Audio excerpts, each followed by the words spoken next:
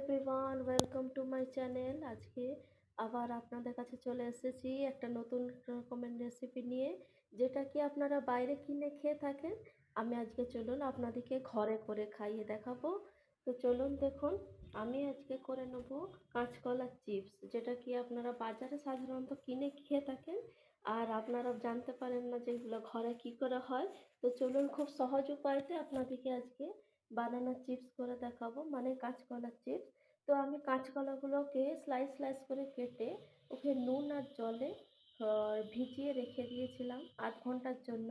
তো কাঁচকলাগুলোকে আমি গ্রেটারে একটা পাওয়া যায়, ওই গ্রেটারে আমি স্লাইস স্লাইস করে কেটেছি। আপনারা ছুরিতে যদি পারবেন তো পাতলা করে কেটে নেবেন। আর আমি কাঁচকলাগুলোকে দেখালাম তো কেমন পাতলা হয়ে থাকবে।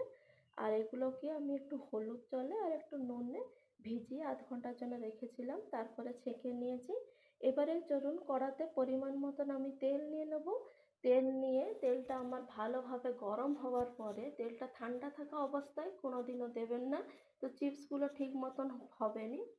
আর যদি আপনি ক্রাঞ্চি ক্রাঞ্চি চাইছেন তো কড়াতে তেলটাকে ভালোভাবে গরম করে নেবেন। তো দেখুন, আমি তেলটা ভালোভাবে আমার গরম হয়ে গেছে।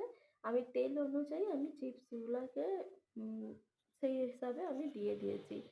তো দেখুন, আমার এবারে ভালোভাবে ওকে নেড়ে চেড়ে, আর গ্যাস সিমটাকে পুরো হাই না রেখে মিডিয়াম ফ্লেমে রাখবেন। দেখুন, আমি এবারে ভালোভাবে নেড়ে চেড়ে ওটাকে করে নিচ্ছি। যতক্ষণ না আমার চিপসটা হালকা লাল লাল না হতে থাকে ততক্ষণ আমি এগুলোকে নেড়ে চেড়ে নেব। তো দেখুন, আমার চিপসগুলো প্রায় তো হয়ে গেছে। এবারে দেখুন, আমি আবার এক খোলা দিয়ে দিয়েছি, দিয়ে আবার ভেজে নিচ্ছি। তো চিপসগুলো আমার দেখুন কত সুন্দর কালার হয়ে এসছে। আপনারা এরকম কালারটাই উঠাবেন, বেশি ব্রাউন করতে গেলে পুড়ে যাবে।